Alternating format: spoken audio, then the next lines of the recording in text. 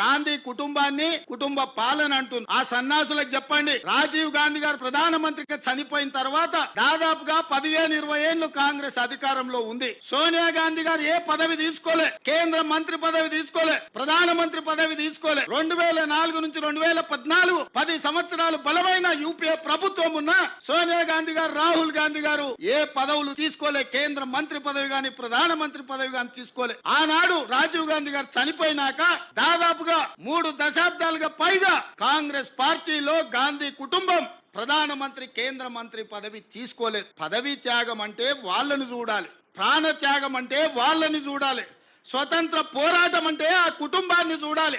మోతీలాల్ నెహ్రూ, పండిత్ జవహర్లాల్ నెహ్రూ స్వతంత్రం కోసం పోరాటం చేసి ఈ దేశానికి స్వతంత్రం తెచ్చిన శ్రీమతి ఇందిరాగాంధీ, శ్రీ రాజీవ్ గాంధీ ఈ దేశం కోసం ప్రాణాలు త్యాగం చేసి దళిత, గిరిజన, ఆదివాసీలను ఆదుకున్న జాతి.